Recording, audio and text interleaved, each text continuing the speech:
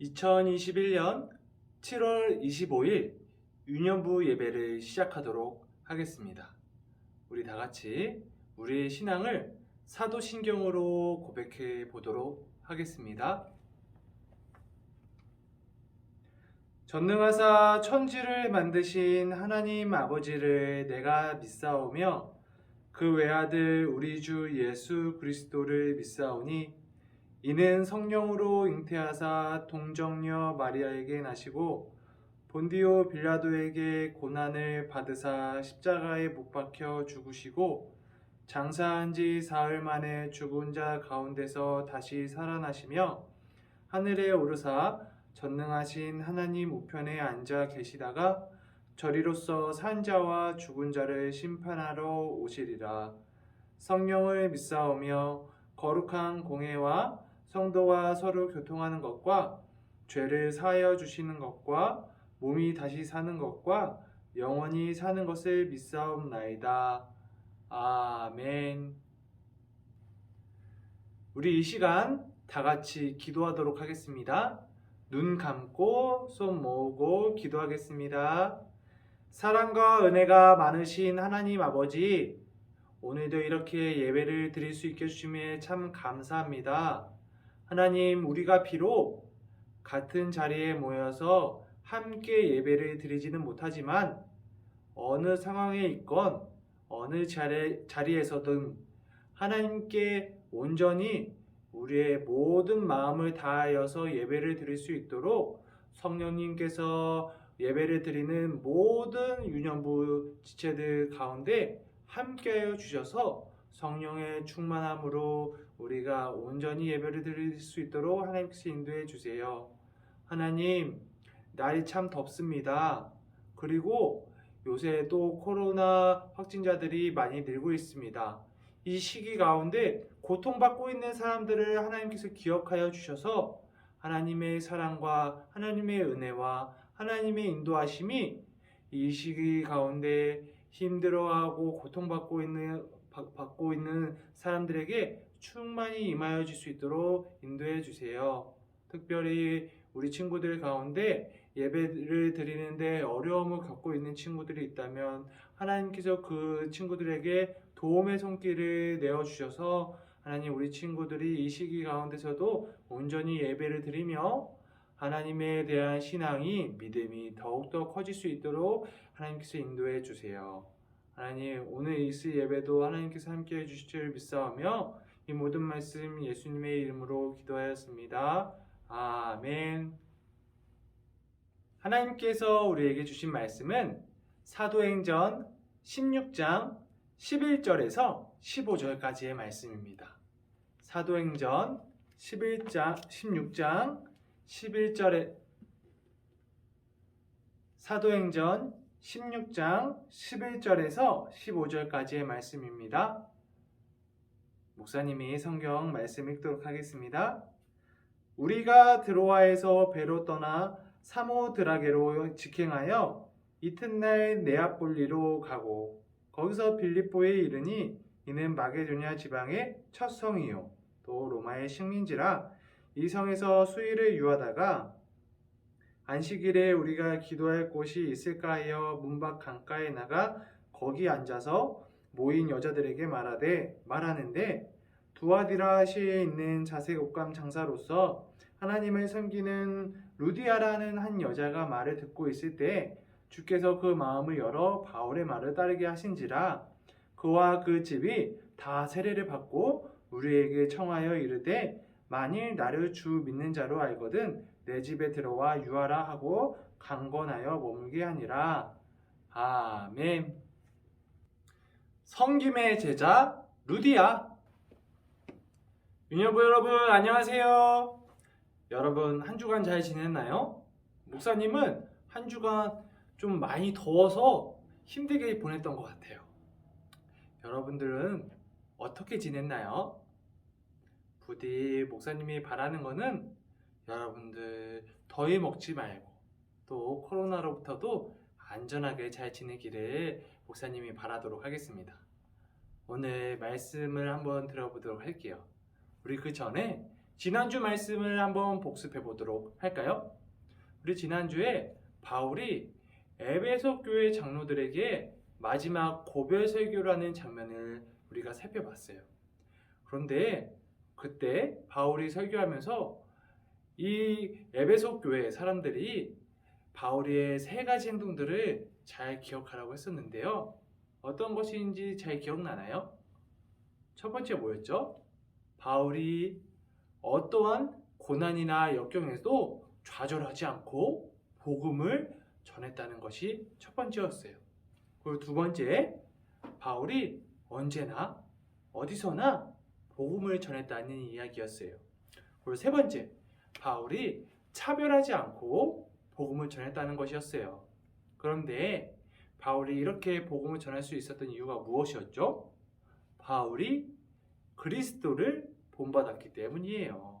그래서 우리도 그리스도, 즉 예수님을 본받는 삶을 살자고 지난주에 말했었는데 여러분들 어떻게 그렇게 잘 살았나요? 조금 어려울 수도 있었을 것 같아요. 그런데 우리가 그럴 때 포기하거나 좌절하지 말고 매일매일 조금씩이라도 우리가 성장해 나아가는 우리 유년부 친구들이 되기를 목사님이 바라도록 할게요.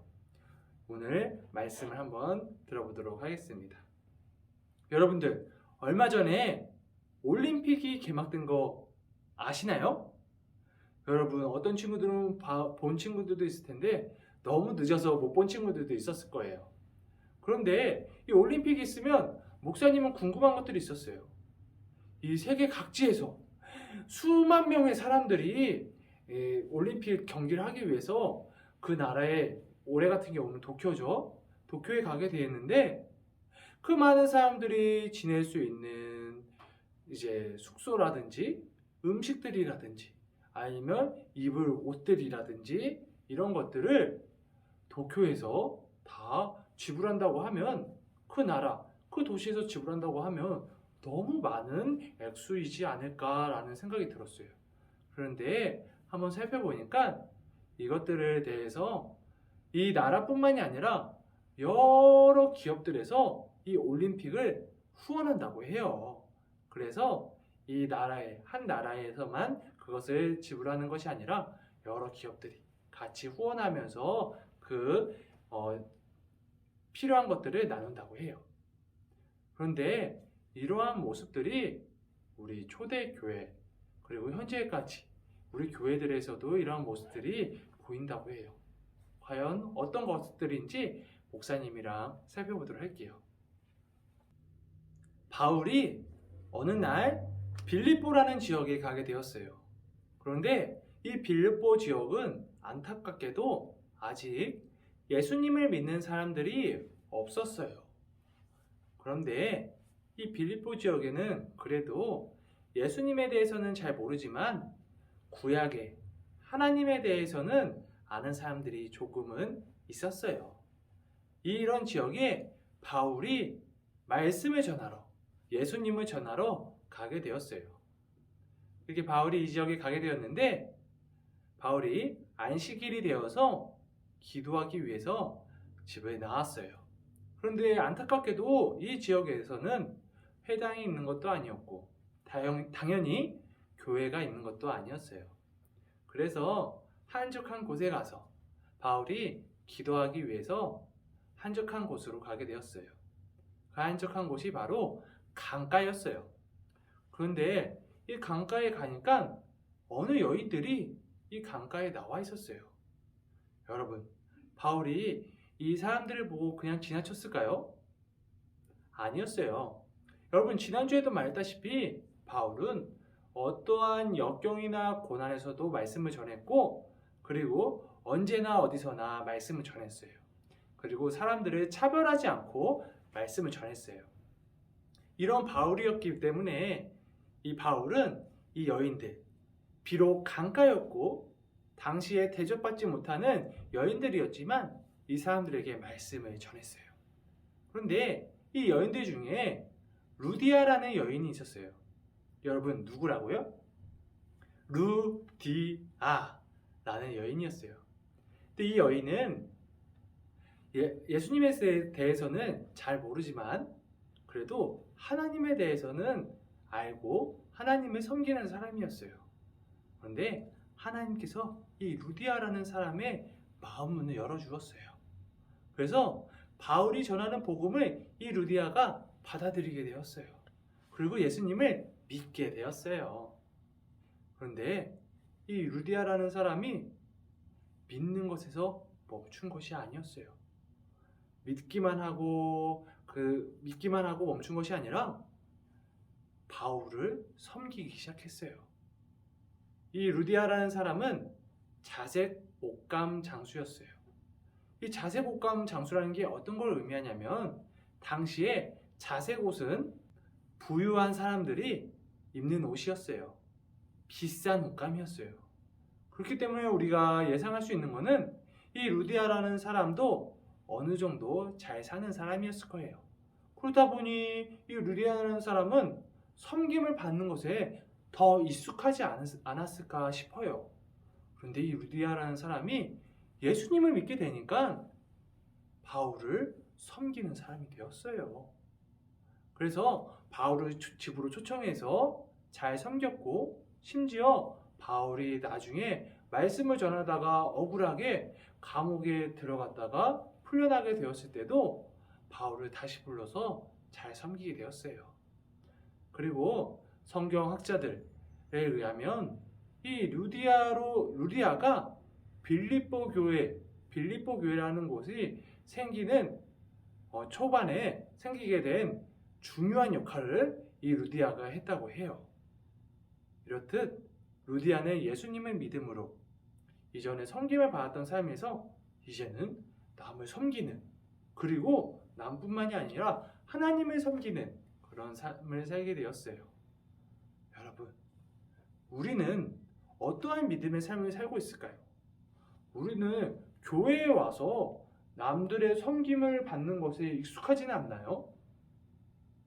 그런데 오늘 말씀처럼 우리 예수님을 믿는 사람들은 섬김을 받는 것에 익숙해지지 않고 남을 섬기는 것에 익숙해야 돼요.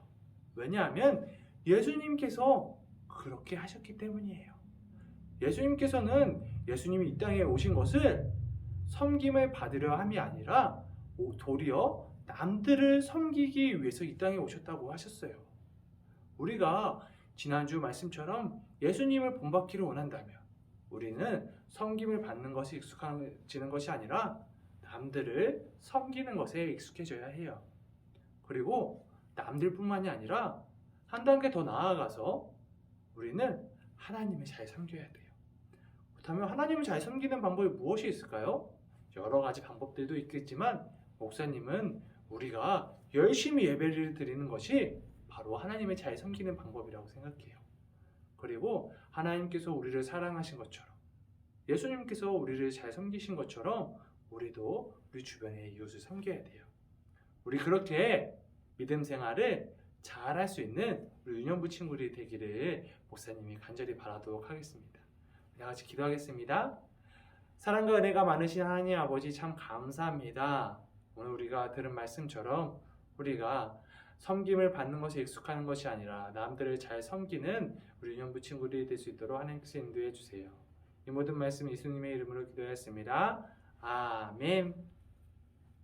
목사님이 축도로 예배를 마치도록 하겠습니다. 이제는 우리 주 예수 그리스도의 은혜와 하나님의 사랑과 성령의 교통하심이 섬김의 제자됨의 모습으로 살아가고자 하는 유년부 모든 지체들 가운데 함께 하시기를 간절히 축원하옵나이다. 아멘. 유년부 친구들 광고하도록 할게요.